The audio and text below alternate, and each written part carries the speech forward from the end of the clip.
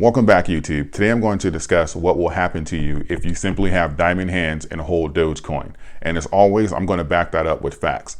There are three things that pretty much play a major role in the rise of a commodity or a stock or a crypto.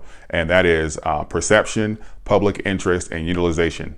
We're seeing all-time highs of that now in the Dogecoin community, and it's only growing. So that means typically we can expect higher prices. If you didn't see my last video, I broke out some charts and compared the rise of Dogecoin to some of the things that were happening earlier with Bitcoin. I'm going to bring some of those charts back in here and dive a little deeper in a moment. But I wanted to cover the fact that a lot of people lost money with these rises in crypto, whether it be Bitcoin and others, simply because they sold early. Warren Buffett said it best: the stock market is simply a transfer of wealth from the impatient to the patient. So what side are you on? As a community, we need to cover everything that I laid out in phase one of that video.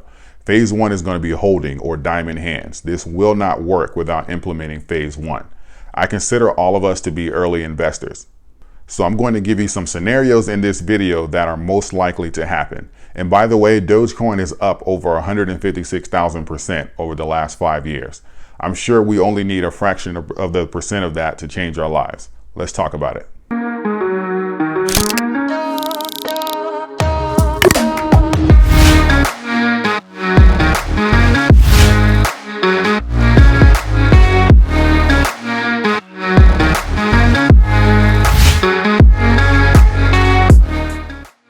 The biggest issue I've been having lately is that every time Dogecoin pulls back, you see a bunch of negative information or people making these random posts. Oh, it's in a bubble or it's in a fluke.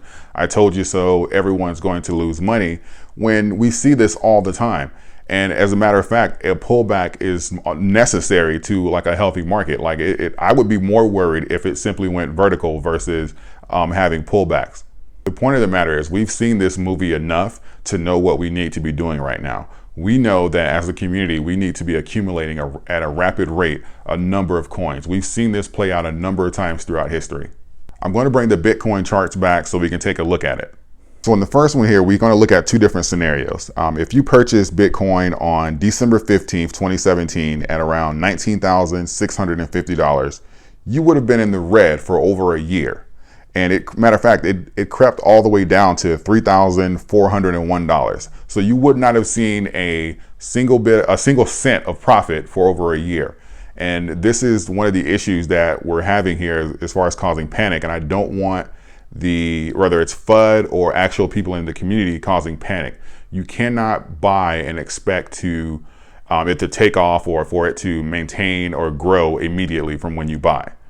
Same thing also here with Bitcoin. On July 28th, 2019, if you purchased at roughly $11,865, you would have maintained at best, but eventually lost money for about a year as well, all the way down to $6,198.78. Why do I say this?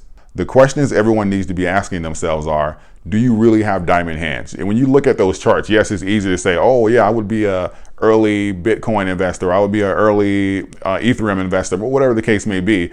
Yes, it's easy to say those things now, but in the moment, are you willing to hold a commodity that's in the red for over a year, for 9 months, when it's steadily losing value? Are you able to hold that stock or that coin, and not only hold, which hopefully you would do, is increase your position? As a community, we can't look at Dogecoin and think that, okay, just because we got in on this day, that was all Dogecoin was waiting on, was our investment so that it can just take off to the moon. And then when it doesn't, or if it goes down, just panic and sell. That doesn't help the community in the long run. I'm going to go into how diamond hands can ultimately propel us and help us here as well. But before I do, this is aimed at all the Doge haters and the people saying that whether it's like a scam or it's going to crash and all those kinds of things like that. Show me one crypto or one stock that doesn't have a correction or a pullback after a rally. I'd love to see it. Please put that stock or crypto in the comment section.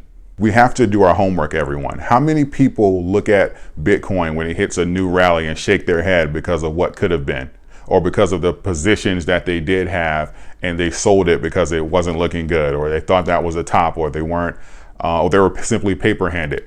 How many people shake their heads when they look at a number of stocks? Look at the co-founder of Apple, Ronald Wayne, who sold his Apple shares for $800, and they would be worth $90 billion today.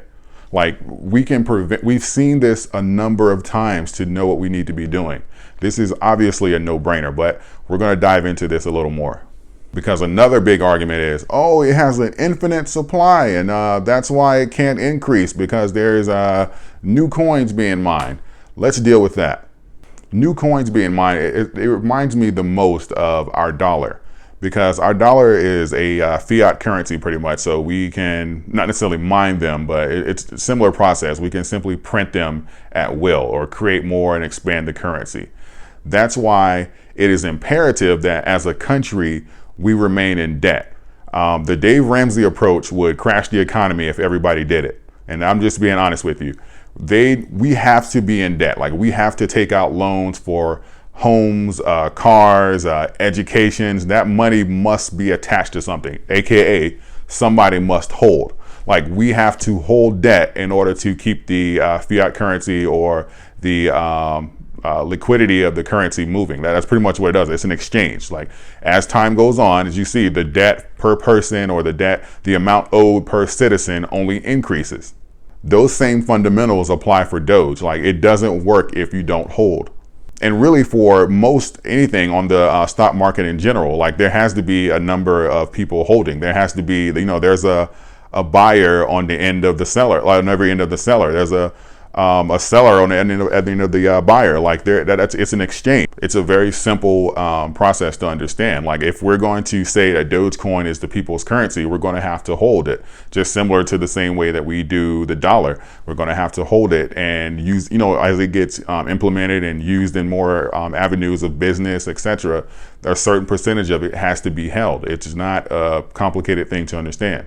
I'll put a tag to like the video probably in the description, that's stating that we need to do a controlled release so we don't crash the price of the stock. That is primarily the reason of it, because there has to be, like, if we build a community and say this is the people's currency, and then it hits, I don't know, $5 a coin or something, and we all simply start selling, what does that do? It's a race to the bottom. It's pretty much who can get out first, or who can sell out first, or whether or not the whales sell out and cut the price in half and cause mass panic. Like, it defeats the purpose of building the community. If that's the case, we can just simply be all for ourselves and, trade it just like anything else. We have the ability to work together, and I believe that's the purpose of the community, is for us to work together, organize, and figure out a way for most people to win here. Diamond hands gets you rewarded in just about any industry in investing. If you invest in the S&P 500 for 30 years, history has shown you that diamond hands will get you rewarded. If you invest in real estate and buy houses or rental properties, and over the course of 30 years or whatever time may be, time has shown over and over again throughout history that you will be rewarded for having diamond hands. Not only will you be rewarded, but if you take advantage of times when things are like down, you will also reap even higher gains on the back end of that. Like when you have like the crisis of '08 and the market's crashing and whatnot, if you're in a position to buy, everything's on sale. You don't have to necessarily panic with everyone else, especially if you're in position to buy. You can realize, hey, I have a long-term goal here. This is my plan.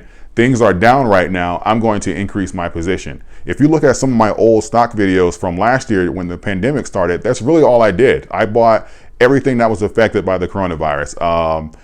Travel industry, oil and gas. I was buying Delta, like the airlines, or Norwegian cruise lines, Carnival, Marathon Oil. It was all on sale because history has shown that these things would come back. Most of the things of investing, you can invest and make good decisions just with common sense. You don't have to understand like all the technical aspects of it. But if you look at history and certain aspects of things as far as that's happening, you can see that history more than likely will repeat itself, and you can make really educated guesses to where and when to place money.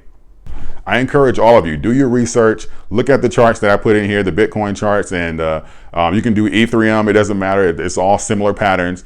Look at the Dogecoin chart that I put up. You can look at the charts, do your own research, look at the charts. What is history saying to you?